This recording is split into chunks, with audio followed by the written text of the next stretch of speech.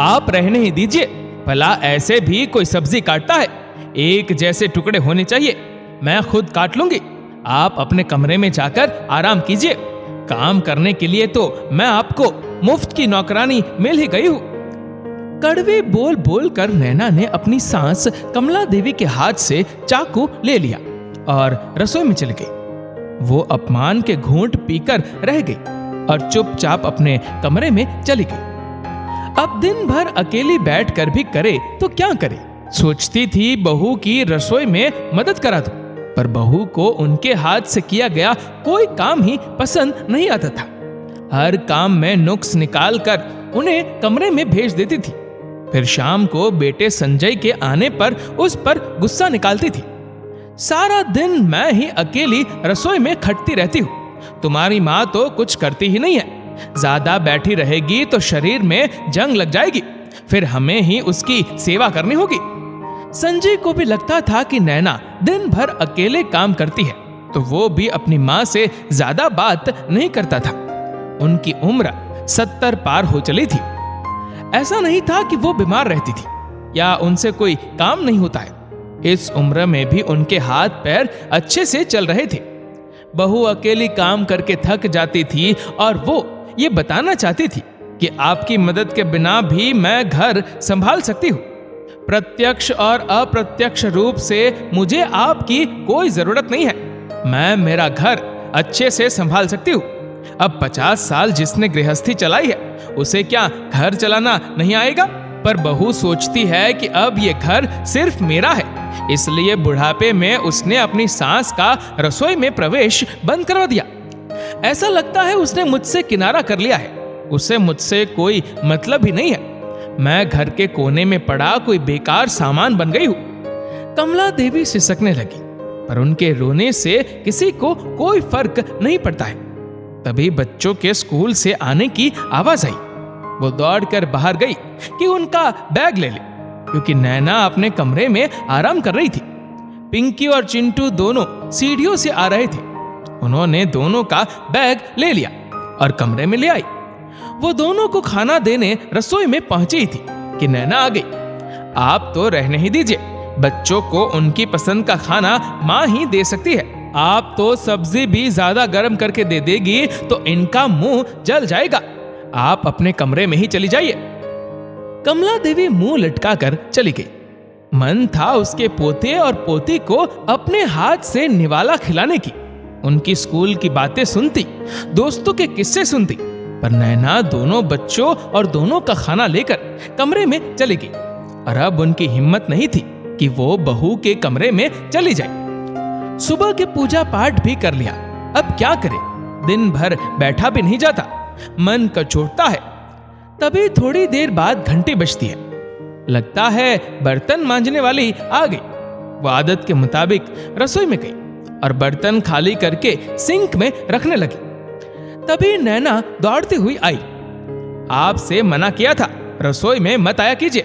अब ये मेरी रसोई है तो मैं संभालूंगी। अब देखो ना, इतनी सारी सब्जी इस छोटे से बर्तन में निकाल दी। फ्रिज में रखूंगी तो फैल जाएगी और मुझे फ्रिज भी साफ करना होगा।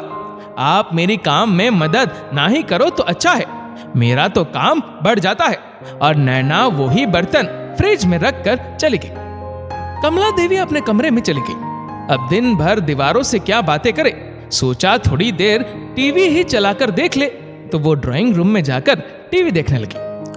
थोड़ी ही देर बाद नैना धमक गई। इतनी तेज आवाज में टीवी चला रही है, बच्चे सो रहे हैं, आवाज बंद कीजिए, केवल टीवी देख लीजिए, सुनना जरूरी है क्या? ये सुनकर उनकी आंखें भर आईं और वो बिस्तर पर जाकर लेट गई। सुबकने लगी और खुद से ही बातें करने लगी। ये बुढ़ापा तो बड़ा ही दर्द भरा है। जवानी कब बच्चों की परवरिश में निकल गई पता ही नहीं चला। 2 बच्चे हुए थे। सलोनी बिटिया के 3 साल बाद संजय हुआ था। दोनों बच्चों के स्कूल, होमवर्क, अन्य गतिविधियों में कब सुबह से शाम हो जाती थी पता ही नहीं चलता था।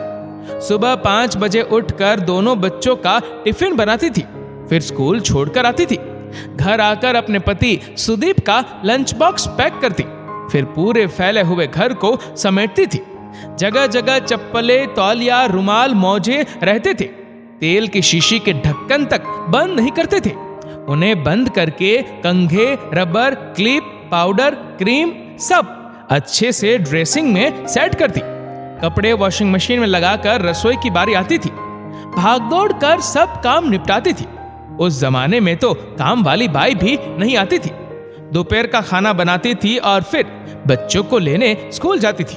उनका होमवर्क करवाना, कपड़े प्रेस करना, यूनिफॉर्म सहेजना, किताबें कॉपियां ढूंढना, सभी काम रहते थे।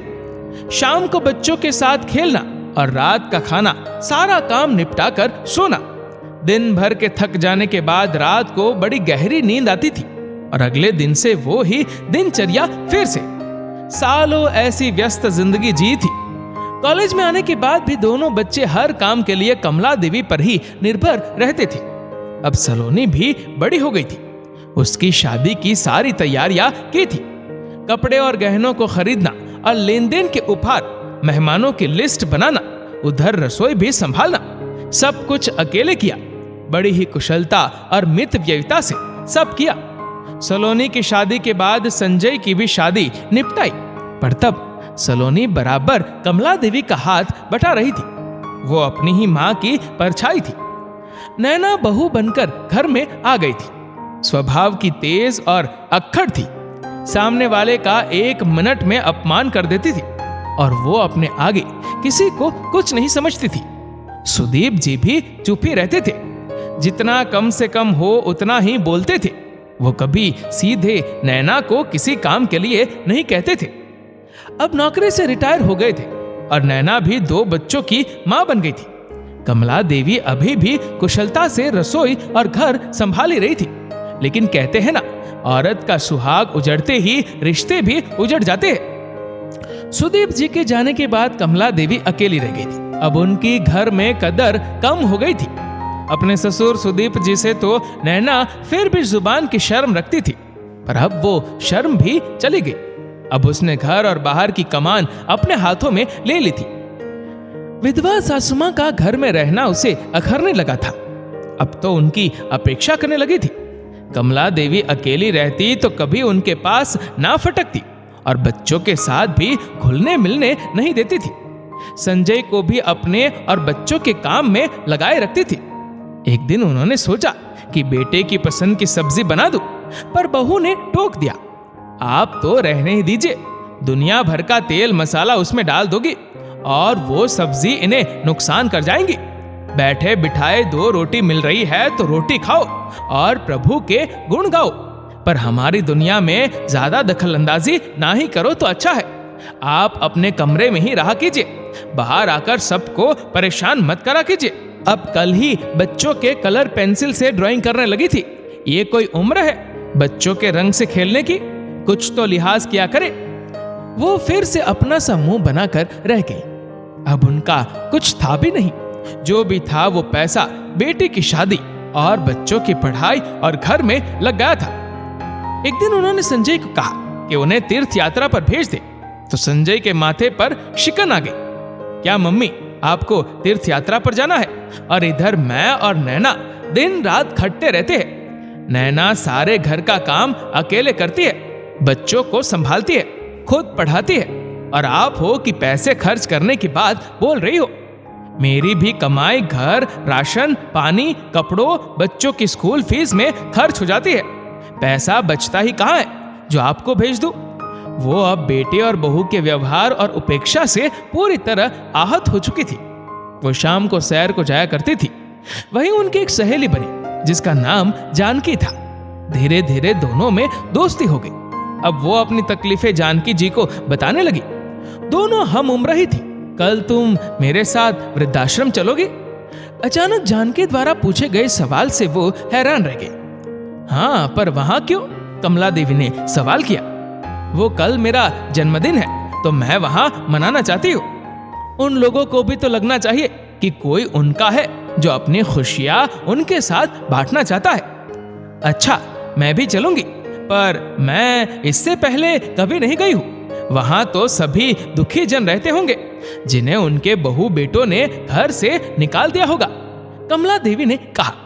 जानकी जी बोली, बहू बेटे अपनी माँ की उपेक्षा करे ये भी जीवन से निकाल देने जैसा ही है। घर में रखकर अपमान करे, 2 रोटी भी ताना देकर खिलाए, इससे अच्छा तो यही वृद्धाश्रम है। कम से कम सुकून से जी तो सकते हैं। वहां जन्मदिन मनाने का तो एक बहाना है।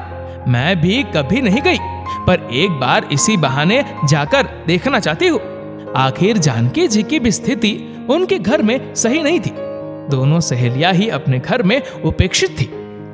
अगले दिन दोनों वहां चलती, वहां पर मिठाई बांटी, सभी वृद्ध महिलाओं से मिली, उनका दुख दर्द सुना और वहां की सारी व्यवस्था, दिनचर्या देखी। कुछ महिलाएं बच्चियों को सिलाई, कशीदाकारी और बुनाई भी सिखा रही थी। सबके चेहरे पर हंसी थी, सभी खुश थी, आपस में हंसी ठिठोली कर रही थी। सीखने वाली बच्चियां पास स्थित अनाथालय की थी। उन्हें सिखाने का कुछ पैसा नहीं मिल रहा था, पर फिर भी उनके चेहरे पर संतुष्टि का भाव था। उनकी पथराई आंखें इन्हीं बच्चों में अपने बच्चों का बचपन देख रही थी। कमला जी और जानकी जी को बहुत अच्छा लगा। दोनों ने मिलकर एक निर्णय लिया। यह निर्णय लेना आसान नहीं था, पर अब दोनों सहेलियों का अपने बेटे बहू के साथ रहना संभव नहीं था। दोनों का घर में होना ना होना बराबर ही था।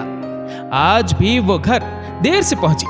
किसी ने पूछा तक नहीं कि आप कहां गई थी, आप इतनी देर से क्यों आई हो। अगली सुबह उन्होंने अपना सामान बांध लिया और बहू बेटे से कहा कि वो अपनी जिंदगी से हमेशा के लिए जा रही है और कभी वापस नहीं आएगी। वो वृद्धाश्रम जा रही है क्योंकि अब वो समझ गई है कि वृद्धाश्रम ही जीवन के अंतिम पड़ाव की सच्चाई है और उन्हें जाना ही होगा। अच्छा, अब घर में चैन ना मिला तो हमें बाहर रिश्तेदारों में बदनाम कर रही हो। सब कहेंगे कि एक माँ ना संभाली गई और वृद्धाश्रम भेज दिया, हमारी क्या इज्जत रह जाएगी। नैना तुनकते हुए बोली, मम्मी ये क्या तमाशा है, आप मुझे बदनाम करना चाहती हो कि बेटा माँ को वृद्धाश्रम छोड़ाया और 2 रोटी भी भारी पड़ गई। तभी कमला देवी चीखी, चुप रहो तुम दोनों।